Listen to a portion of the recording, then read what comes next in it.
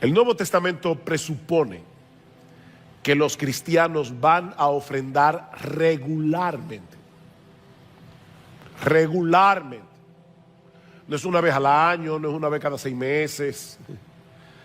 Porque tú cobras quincenal o mensual. Bueno, debes ofrendar quincenal o mensual, tú decides. Pero debes ofrendar regularmente, por lo menos para 3 cosas. En primer lugar, para sostener el ministerio de la iglesia. Pablo dice en 1 Timoteo capítulo 5 versículos 17 y 18: los ancianos que gobiernan bien sean tenidos por dignos de doble honor, mayormente los que trabajan en predicar y en enseñar, porque está escrito: no pondrás bozal al buey que trilla, y digno es el obrero de su salario. Hay un salario que se debe dar a los ministros del evangelio, y eso sale de las ofrendas de la iglesia, entre otras cosas para las cuales ofrendamos. Es para que el ministerio de la iglesia funcione. En segundo lugar, debemos ofrendar para la expansión del evangelio, tanto a través de las misiones como a través del evangelismo. 1 Corintios capítulo 9 versículo 7, 1 Corintios capítulo 9 versículo 14.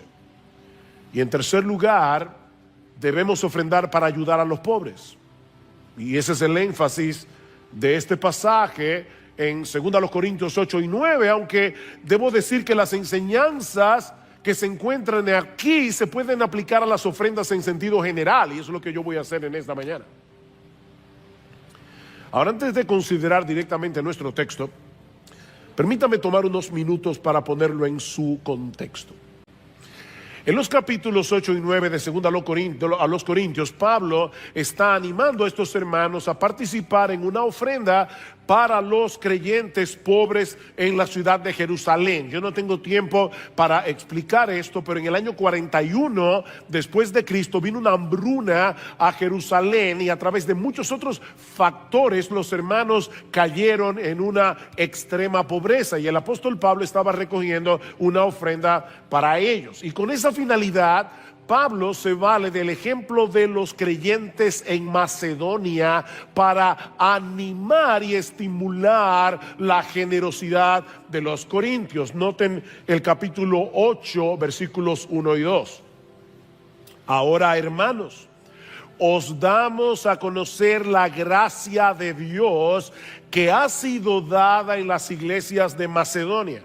Pues en medio de una gran prueba de aflicción abundó su gozo, y su profunda pobreza sobreabundó en la riqueza de su liberalidad, o en la riqueza de su generosidad. Macedonia era una región de Grecia que durante un tiempo de su historia había sido muy próspera por sus minas de oro y de plata, pero resulta que el Imperio Romano confiscó esas minas y Macedonia cayó en un estado de mucha pobreza. Noten que Pablo dice que estos hermanos de Macedonia, en el versículo 2, se encontraban en medio de una gran prueba de aflicción. ¿Ven? Y luego dice que ellos estaban padeciendo una profunda pobreza. Es increíble las palabras que Pablo está usando aquí.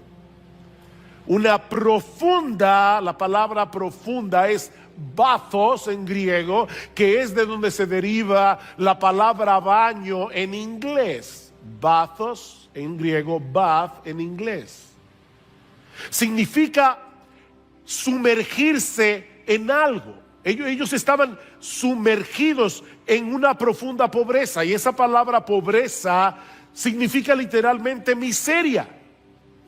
Miseria, no era cualquier pobreza. Los hermanos de Macedonia estaban sumergidos en una profunda miseria. Eso es lo que Pablo está diciendo. Sin embargo, en vez de caer en la autocompasión y el descontento, Pablo nos dice que estos hermanos no solo abundaban en gozo, Ustedes oyeron eso. Ellos abundaban en gozo, sino que sobreabundaban en la riqueza de su liberalidad. Wow. La generosidad de estos creyentes en Macedonia es casi increíble. ¿De verdad? ¿No es así? Es casi increíble. Porque el sufrimiento suele ser una excusa para centrarse en uno mismo. Lo natural para la persona que sufre es pensar que los demás deben ser generosos con él. ¿No es así? Pero estos hermanos rogaron, dice Pablo, que se les permitiera participar en esta ofrenda. Imagínense a Pablo llegando a la iglesia de Macedonia, al culto de oración, y está dando un reporte de lo que está pasando en Jerusalén, simplemente para que estos hermanos oren. Pablo ve la pobreza y simplemente dice: hermanos, no se preocupen, simplemente oren, vuestras oraciones van a ser una bendición para estos hermanos en Jerusalén. Y de repente un hermano de Macedonia levanta la mano y dice: Pablo, escúchame, pero ¿cómo que oremos? Sí, vamos a orar, pero nosotros queremos ofrendar. No, hermanos, fíjense, yo no vine aquí a presionarlos para que ustedes ofrenden. Yo conozco vuestra condición, simplemente quiero que oren. Y toda la iglesia comienza a levantarse: no, Pablo, no, de ninguna manera. Nosotros queremos ofrendar. Por favor, Pablo, te rogamos, te suplicamos, no nos quites ese privilegio.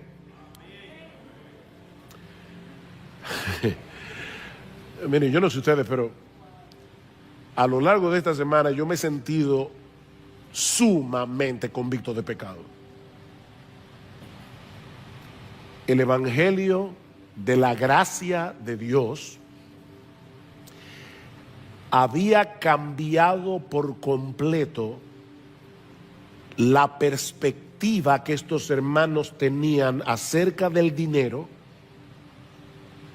acerca de dónde se encuentra nuestro verdadero gozo y nuestra verdadera riqueza. Estos macedonios no estaban haciendo otra cosa que reaccionando a lo que Dios había hecho por ellos en Cristo. Noten el versículo 9: porque conocéis la gracia de nuestro Señor Jesucristo, que siendo rico, sin embargo por amor a vosotros se hizo pobre, para que vosotros por medio de su pobreza llegaras a ser ricos. Ellos estaban imitando a Jesús. Eso fue lo que hizo Jesús. Era rico como no ha habido nadie en todo el universo que sea más rico. Jesús era dueño de todo y él decidió voluntariamente dejar su trono de gloria. Él decidió voluntariamente dejar el esplendor del cielo para venir y hacerse un siervo y morir en una cruz por amor a nosotros, para que nosotros pudiésemos ser bendecidos con toda bendición espiritual en los lugares celestiales en Cristo.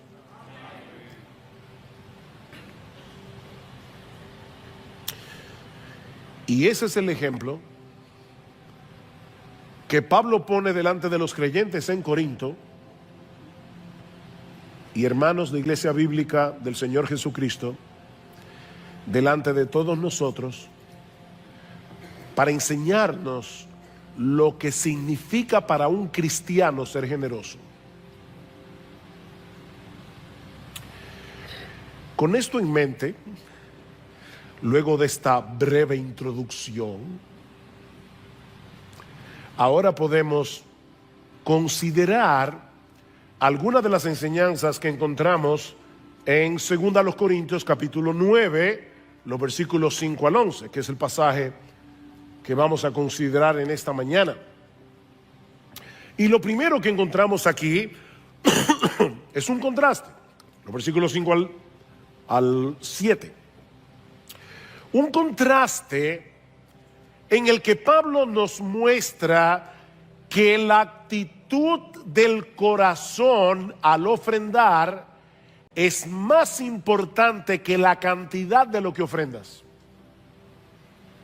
Lo primero que hace Pablo aquí es mostrarnos un contraste, para que a través de ese contraste nosotros podamos entender que la actitud del corazón a la hora de ofrendar es más importante para Dios que la cantidad que tú ofrendas. Porque recuerda, mi hermano, Dios no necesita un centavo de ti. Dios no necesita tu dinero. Dios quiere tu corazón. Versículo 5, capítulo 9. Así que creí necesario exhortar a los hermanos a que se adelantaran en ir a vosotros y prepararan de antemano vuestra generosa ofrenda ya prometida, para que la misma estuviera lista como ofrenda generosa y no como codicia. Pablo había enviado a Tito junto con otro hermano, cuyo nombre no se menciona aquí en el pasaje, para preparar de antemano, dice él, vuestra generosa ofrenda ya prometida. Y esta palabra que se traduce aquí como generosa ofrenda significa literalmente bendición. Es la palabra eulogía, bendición. El contraste de Pablo aquí es que vuestra ofrenda sea dada como una bendición y no como de exigencia nuestra, dice la Reina Valera del 60. ¿Ven el contraste? Como una bendición, no como si fuera una exigencia. Otra forma de traducir esta frase es algo que es arrancado de la codicia. Como alguien que es despojado de sus bienes bajo amenaza. Dame tu dinero. Pablo dice, no es así que yo quiero que te ofrendes. No. Pablo no quería que estos hermanos se sintieran presionados por su autoridad apostólica. Eso es lo que le está diciendo. Yo quiero que ustedes den entendiendo con la conciencia de que es una bendición bendecir a otros, no como si fuera una exigencia, de tal manera que yo tengo que arrancarles de la billetera lo que ustedes quieren aferrarse a eso.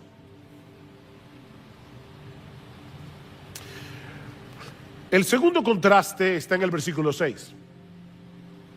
Pero esto digo: el que siembra escasamente, escasamente también segará. El que siembra abundantemente, abundantemente también segará. Dios espera que demos de forma generosa, no con tacañería. Ese es el contraste aquí. No escasamente, sino abundantemente.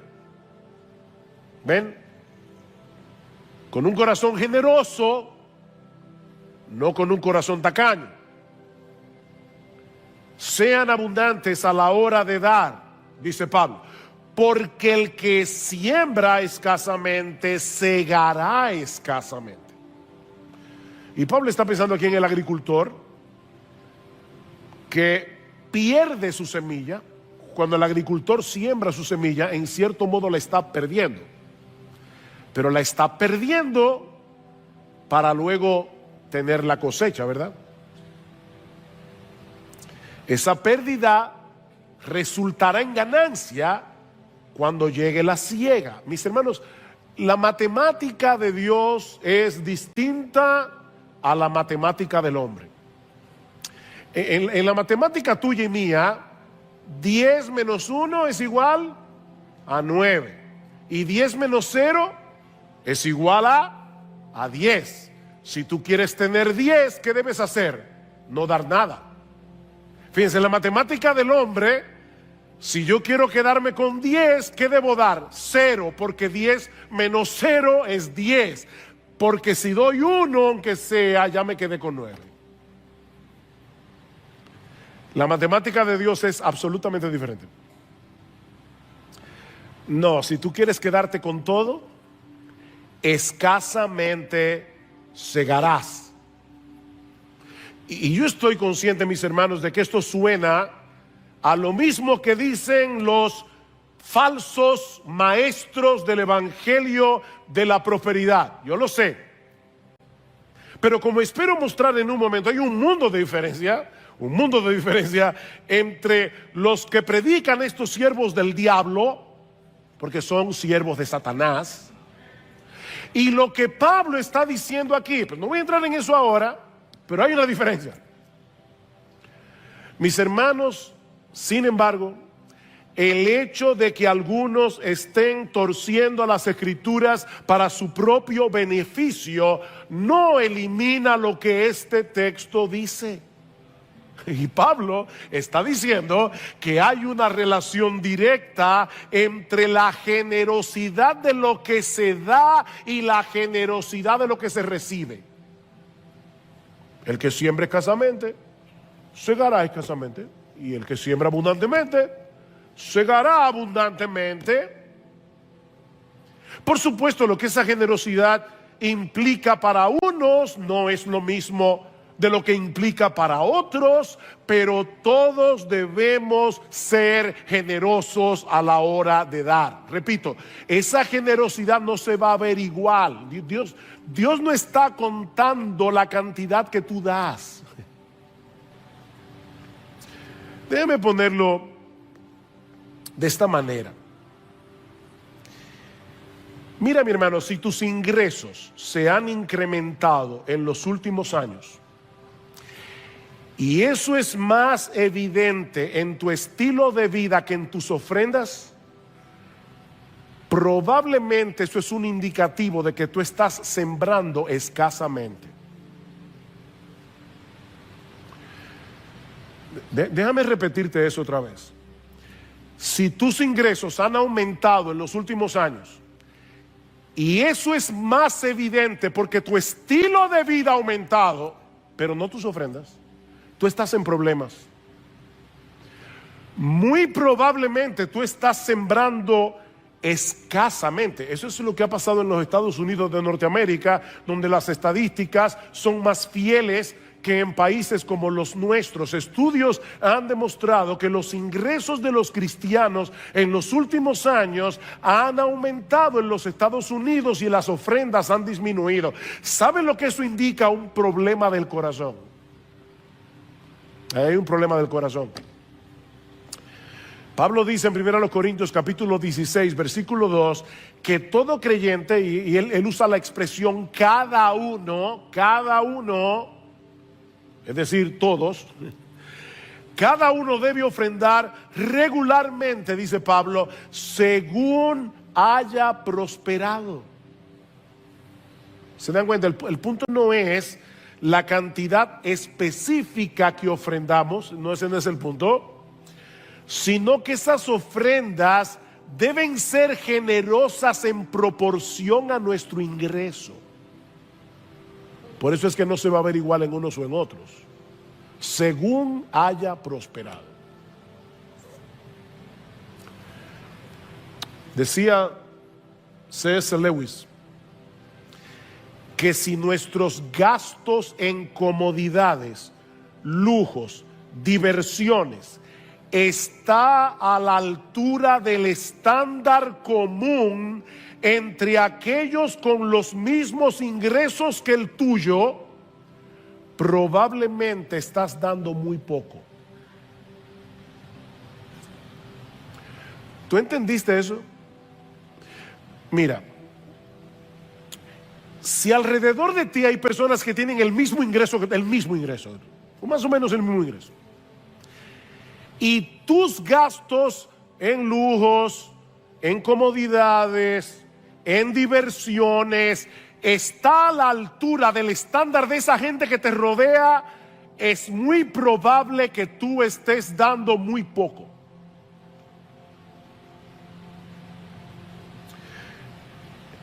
Eso no es generosidad, porque la mayoría de la gente no es generosa para dar para el Señor.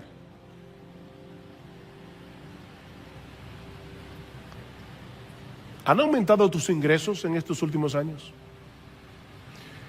Y si es así, ¿dónde se ve eso más claramente? ¿En tus ofrendas o en tu estilo de vida?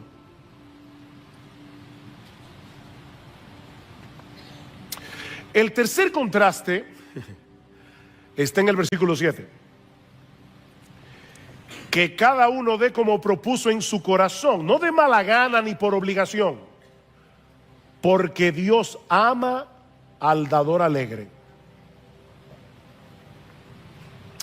Antes de ver de cerca el contraste que hay en este texto, noten una vez más el cada uno. Cada uno. ¿Quiénes deben ofrendar? ¿Los ricos de la iglesia? ¿Los de clase media, media alta? Cada uno. Cada uno. Ofrendar es una responsabilidad de todo creyente, todo aquel que ha sido hecho partícipe, beneficiario de la gracia de Dios en Cristo debiera ofrendar. Ningún creyente está exento. De hecho, ningún creyente debería desear que lo eximieran de ese privilegio. Eso es lo que vemos en el ejemplo de los macedonios. No, Pablo, no nos quites ese privilegio. No nos quites esa bendición, porque es más bienaventurado dar que recibir. ¿Por qué tú me quieres quitar esa bendición?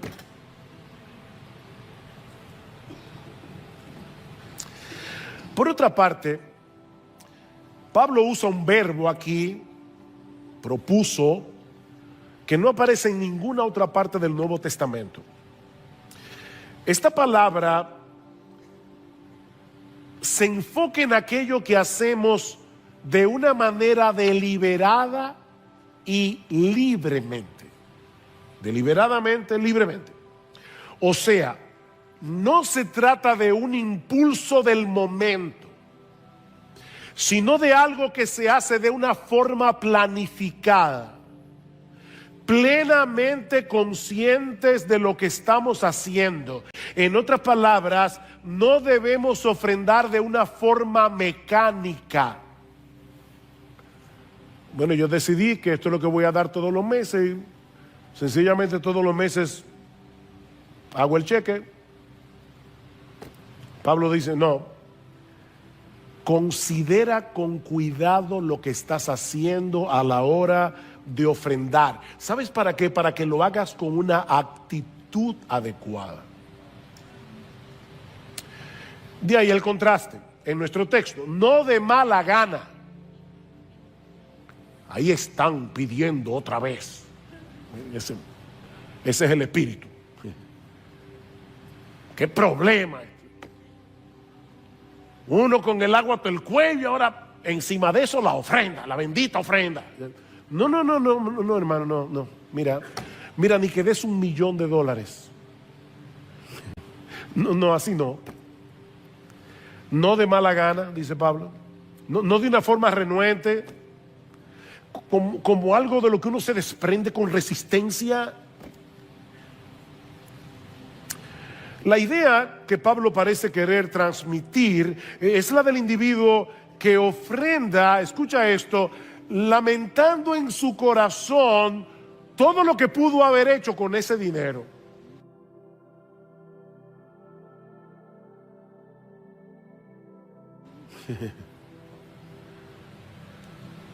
Óyeme, un viajecito. Es ese espíritu. Eso es lo que es dar de mala gana. Pero tampoco, dice Pablo, debemos hacerlo por obligación. Es decir, por el simple hecho de que es un deber cristiano. O sea, no ofrendes con la misma actitud con la que tú pagas los impuestos. Yo no voy a preguntar, pero aquí hay alguien, en su corazón levanta la mano, aquí hay alguien que paga sus impuestos con gozo.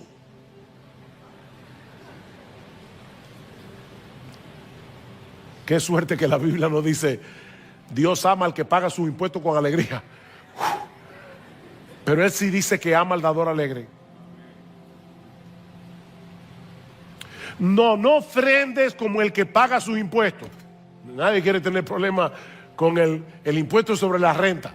No vaya a ser que te multen o que seas perseguido por la justicia. No es con esa actitud que debemos dar, como si fuera una obligación legal. ¿Cómo debemos hacerlo? Vean el versículo 7 otra vez. que cada uno dé como propuso en su corazón, no de mala gana ni por obligación, porque Dios ama al dador alegre. O sea, Dios no se agrada con la ofrenda del que no se agrada en ofrendar. ¿Oíste eso, verdad? Dios no se agrada con la ofrenda del que no se agrada en ofrendar. Él se deleita en aquel que se deleita en imitar su generosidad. Valga la redundancia. En este caso vale la redundancia. Mis hermanos, nuestro Dios es tan generoso, tan generoso. Y su deleite es ver ese reflejo de su carácter desarrollándose en aquellos que fueron comprados con la sangre de Jesús.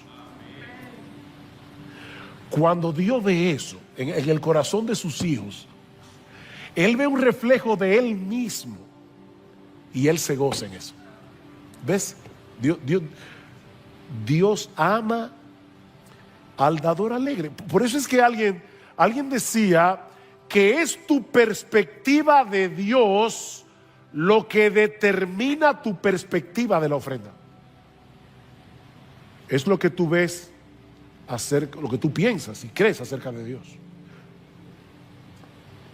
Tú ves a Dios como alguien que retiene sus dones, como un Dios tacaño que da lo necesario y a regañadientes. O tú ves a Dios como alguien que sobreabunda en generosidad. Juan 3:16, de tal manera amó Dios al mundo que dio. Él es un Dios que da. ¿Y qué da? A su Hijo unigénito. O sea, Dios no tiene nada más valioso, nada más valioso que su Hijo. Dios dio lo más preciado, lo más valioso que Él tenía para salvar a sus enemigos que le odiaban, y no lo dio a regañadientes.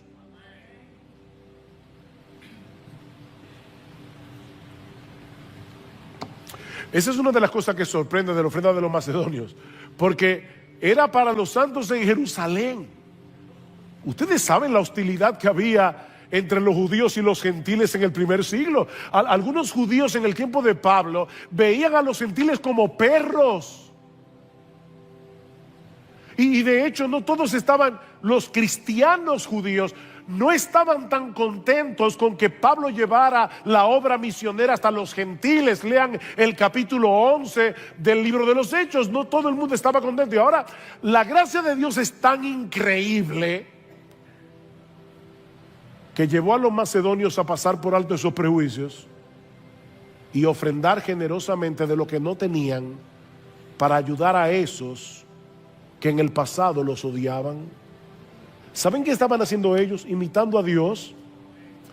Imitando a Dios, que dio lo más preciado que Él tenía para salvar a aquellos que lo odiaban. Y no lo hizo a regañadientes. Mira, mi hermano, la próxima vez que tú vayas a ofrendar, piensa en Sofonías 3:17.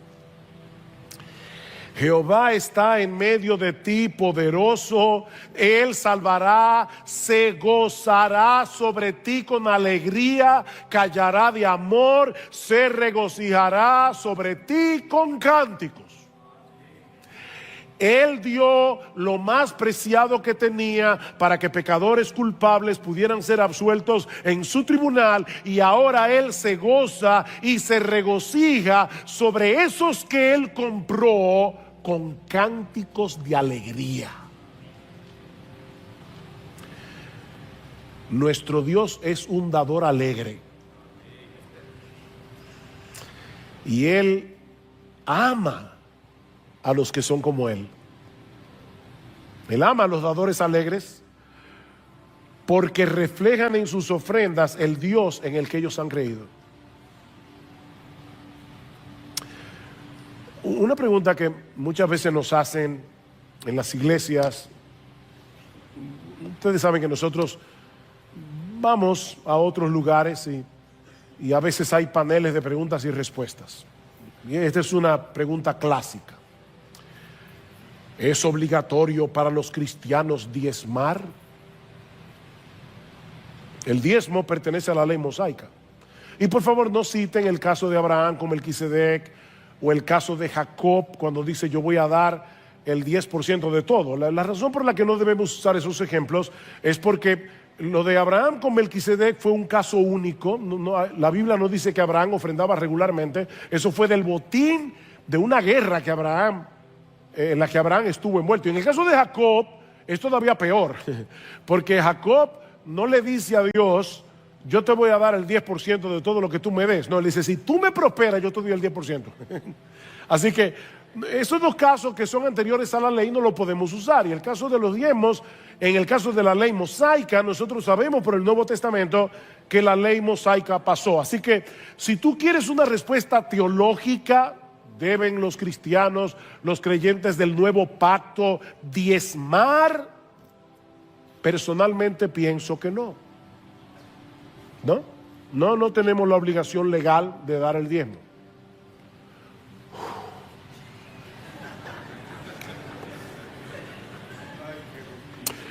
Tú puedes tomarlo como una medida de referencia si tú quieres, eso es sabio, para calcular tus ofrendas regulares como punto de partida.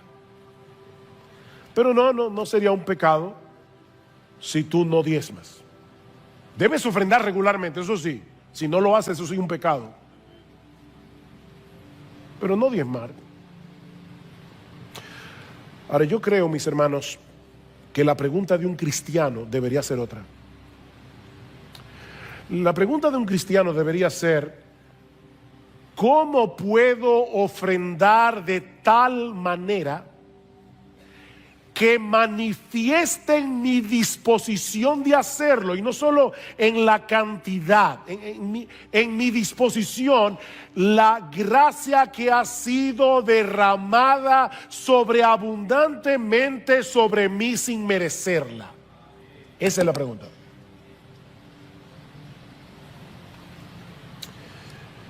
Alguien ha dicho, el dador alegre es aquel cuyo corazón está completamente extasiado con la bondad y la grandeza de Dios, cuya mente está cautivada con la hermosura de Jesús, cuya alma está satisfecha con todo lo que tenemos en Él, y quien a pesar de su adversidad y desafiando toda circunstancia, se goza con un gozo inefable y glorioso. Tal es el dador al que Dios ama.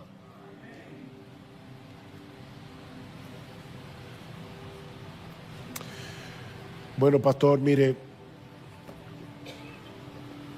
yo no he estado ofrendando con la actitud que debiera. Y muy probablemente no he estado agradando a Dios con mis ofrendas. ¿Qué hago? ¿Dejo de ofrendar hasta que esa alegría venga a mi corazón? Esa es una pregunta honesta. Bueno, déjame decirte, yo no estoy terminando por si acaso. No, espérense, no. Es temprano. Lo primero que debes hacer es darle gracias a Dios, porque el sentirte convicto de pecado quiere decir que su Espíritu está obrando en ti por medio de su palabra. Dios inspiró su palabra para hacer eso en nosotros. Toda la Escritura es inspirada por Dios y útil, ¿para qué? Para enseñar, para redarguir, ¿ven? Para corregir, para instruir en justicia, a fin de que el hombre de Dios sea perfecto, enteramente preparado para toda buena obra. Así que si te sientes convicto de pecado, gloria al Señor. Fue para eso que Dios nos dio su palabra. Yo les decía de verdad, yo me he sentido redarguido del pecado a lo largo de la preparación de este sermón. Pero esa corrección de la palabra no está supuesta a aplastarnos bajo el peso de la culpa y de la autocondenación, sino corregir nuestros caminos para ser entrenados en la justicia. Solo así seremos equipados para toda buena obra. Así que lo primero que debemos hacer es darle gracias a Dios. Qué bueno que el Espíritu Santo todavía está obrando en nosotros y que nuestros corazones no están endurecidos a su palabra. En segundo lugar, debemos confesar nuestros pecados. Debemos confesar nuestra falta de generosidad, debemos confesar nuestra falta de alegría al dar, nuestra intencionalidad al dar, confiando en la promesa de que si confesamos nuestros pecados, Él es fiel y justo para perdonar nuestros pecados y limpiarnos de toda maldad. No te quedes aquí aplastado, confiesa tu pecado y acepta por la fe el perdón de Dios.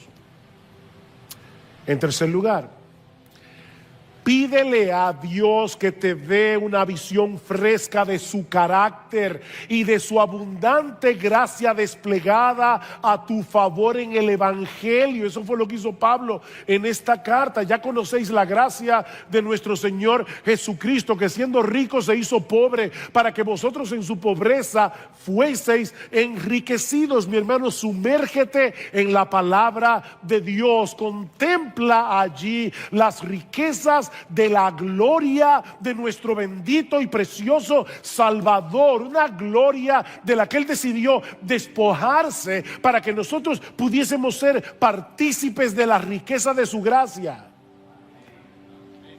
Ven esta tarde a la cena del Señor. Ese es un buen momento para hacer esto. Ven a la cena del Señor, ven. No dejes de venir a la cena del Señor con un corazón preparado, pidiéndole al Señor que te conceda un corazón tan generoso como el suyo. Sí, pastor, pero mientras tanto, ¿qué hago con mis ofrendas?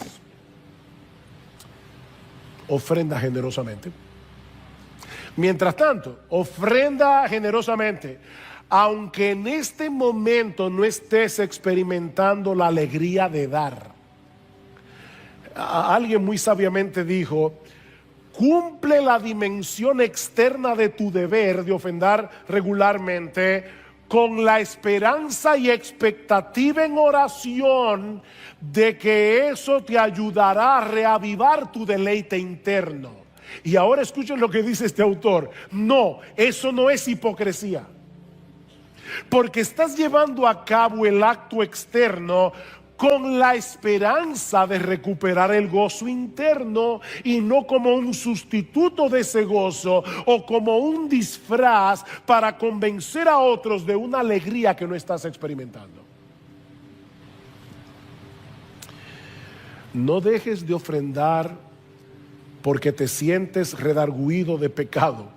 Eso no será de ninguna ayuda para darle muerte a la codicia de tu corazón que te está quitando la alegría de dar.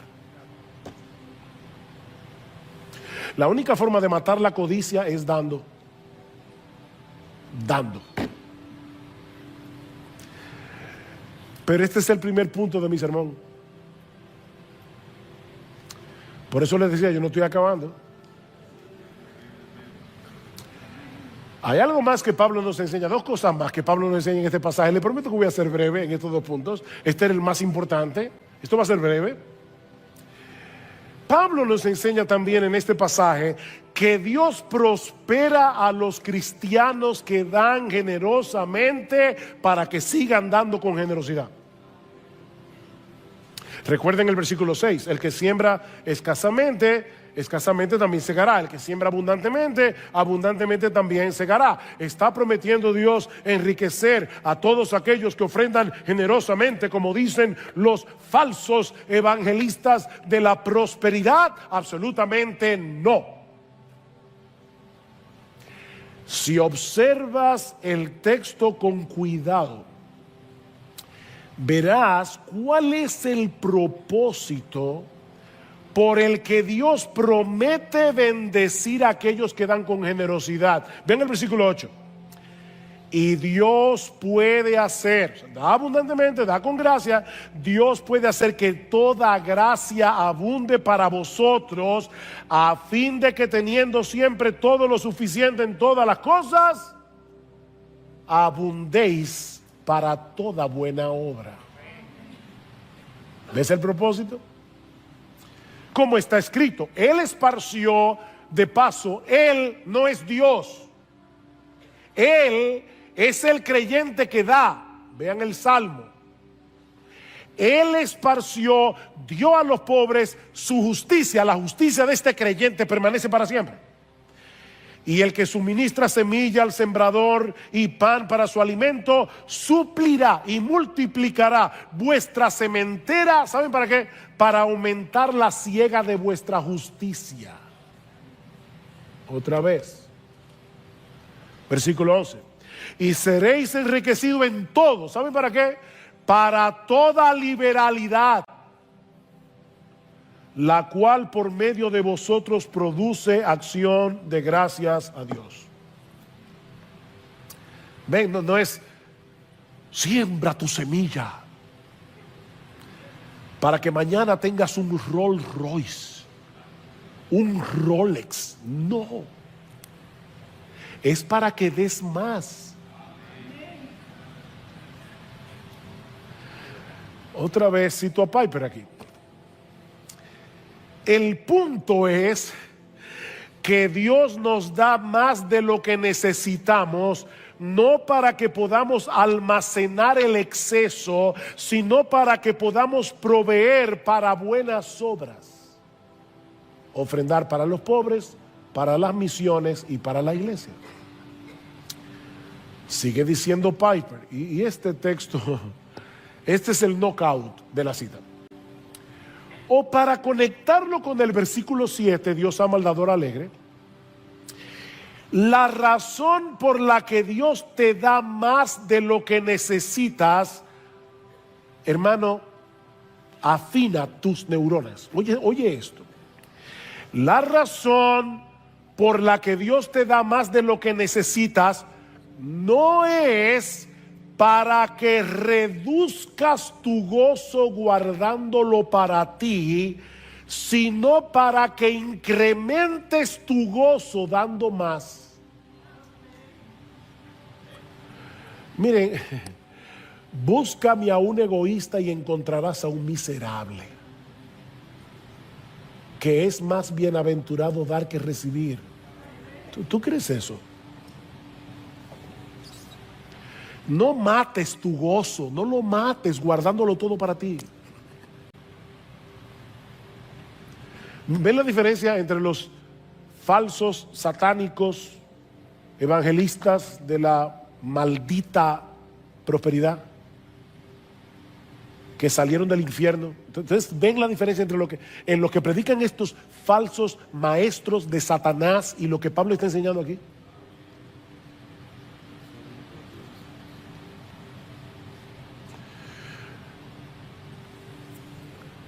Mis hermanos, Pablo no está enseñando aquí que si tú das más, serás rico. Y los creyentes de Macedonia son una prueba de que Dios no prometió eso.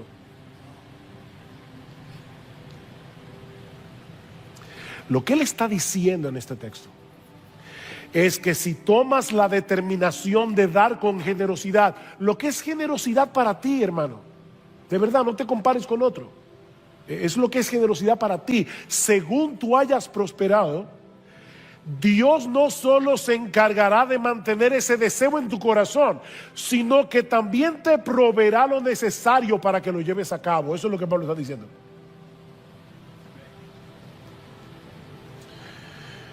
Recibimos para dar, no para hacernos millonarios. Ese es el punto de la cita del Salmo 112, que está en el versículo 9. Como está escrito, Él esparció, el creyente, Él dio a los pobres, su justicia permanece para siempre. En este salmo se habla del hombre que se compadece del pobre y cómo Dios lo prospera para que pueda continuar haciendo obras de justicia. Obras de justicia que no solo repercutirán en esta vida, sino en la venidera.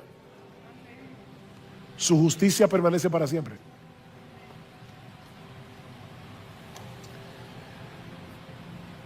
Sí, tú puedes usar tu dinero, claro que puedes usar tu dinero para beneficiarte. No estamos negando eso. A los ricos de este siglo, mándales que no sean altivos, que no pongan su esperanza en las riquezas, las cuales son inciertas, sino en el Dios vivo que nos da todas las cosas en abundancia para que las disfrutemos. ¿Ven? No es que es pecado disfrutar de lo que Dios nos da, pero escucha lo que sigue diciendo Pablo: que sean ricos en buenas obras, que estén sembrando para lo porvenir, tesoros en el cielo. Mi hermano, si tú estás haciendo eso, estás siendo generoso, no te preocupes, disfruta de lo que Dios te da. Siempre que ese deleite y ese disfrute no te impidan seguir siendo generoso, muy generoso. Finalmente, Pablo nos enseña en este pasaje que la generosidad de los cristianos glorifica a Dios. La generosidad de los cristianos glorifica a Dios. Vean una vez más el versículo 11: y seréis enriquecidos en todo para toda liberalidad, la cual por medio de nosotros produce acción de gracias a Dios. Cuando los pobres en Jerusalén recibieron la ofrenda de los macedonios, ¿a quién le dieron gracias? ¿Ven? Le dieron gracias a Dios, porque ellos sabían que ese Dios era el gran benefactor que estaba detrás de la generosidad de los corintios o de los macedonios.